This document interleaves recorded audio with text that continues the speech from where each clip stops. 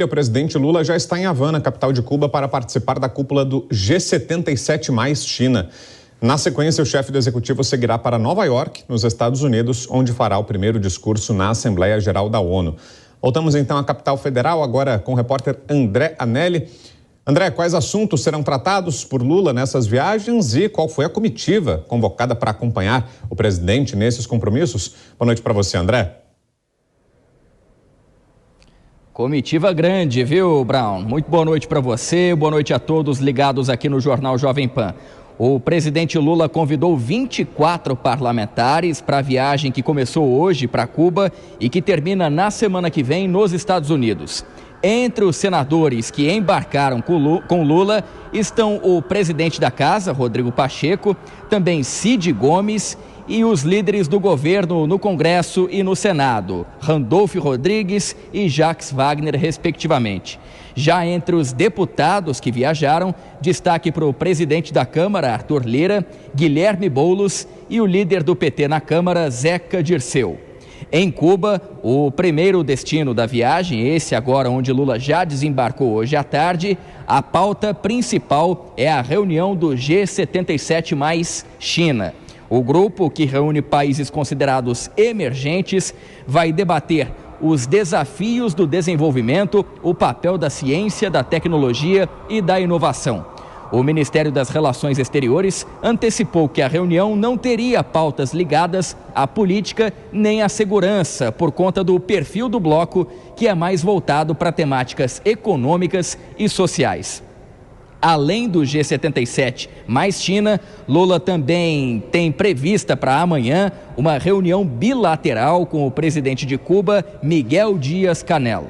Logo depois, o presidente e a comitiva seguem para os Estados Unidos para a Assembleia Geral da ONU, a Organização das Nações Unidas.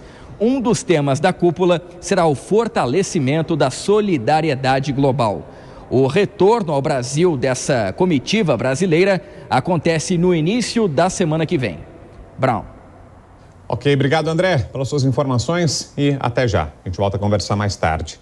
Dora Kramer, e qual a mensagem que fica a partir dessa formação de uma comitiva tão ampla pelo presidente Lula, com direito às presenças dos presidentes do Congresso Nacional, da Câmara, Arthur Lira, e do Senado, Rodrigo Pacheco? Qual será o objetivo com esses convites, hein, Dora?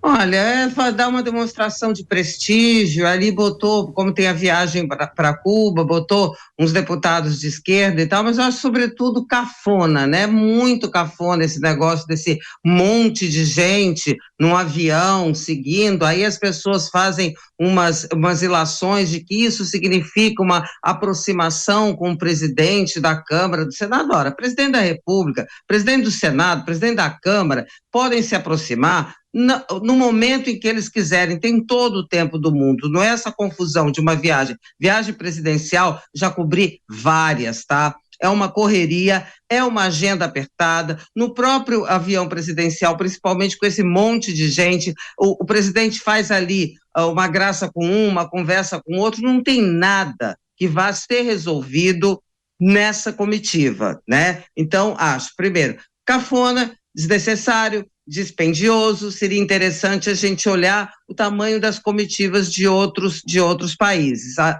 importância da comitiva, eu acho que isso aí é o de somenos, né? Tirando essa maneira totalmente anacrônica de se fazer as coisas. A importância, a viagem é muito importante, principalmente a viagem aos Estados Unidos, né? A abertura da ONU, onde o presidente deve abordar mais ou menos os mesmos assuntos que abordou no G20, não é? No G20, que é meio ambiente, combate à pobreza, desigualdade e a governança global. E em Cuba é uma reaproximação. O presidente Lula, quando foi presidente pela primeira vez, foi 4 vezes a Cuba e houve um afastamento no governo Bolsonaro e agora é essa reaproximação. Ali, em termos de assuntos objetivos, não tem muita importância. E, obviamente, ninguém vai tratar do mais de $1 bilhão que o Cuba deve ao Brasil, né? 580 ou 32 em parcelas atrasadas e 520 em parcelas ainda a vencer que não serão pagas. E só antes de te passar, Koba, a gente preparou uma arte mostrando justamente quem vai acompanhar o presidente Lula nessa viagem, que terá a parada em Cuba e que termina nos Estados Unidos. Será que a gente tem aí? Pronto, vamos colocar na tela para você que nos assiste. Uma grande comitiva que vai acompanhar o presidente Lula. De senadores irão o presidente do Senado, Rodrigo Pacheco, e também Cid Gomes, Randolfo Rodrigues e Jacques Wagner. Entre os deputados, o presidente da Câmara, Arthur Lira, e ainda Guilherme Boulos e Zeca Dirceu, além de outros 17 parlamentares. São só alguns aí que estrelam esse time, Koba, que vai acompanhar o presidente Lula na viagem. Realmente é muita gente, é desperdício de recursos públicos, Koba? Olha, Vitor, no total dá 24 parlamentares. Eu fico imaginando quanto tempo cada um vai ter para falar com o presidente nesses intervalos de viagem entre um compromisso e outro. Ou seja, você sai do Brasil, vai para uma viagem internacional, deixa os seus afazeres de parlamentar no Congresso Nacional para, de repente, dividir ali um intervalo e outro com outros 20 e tantos.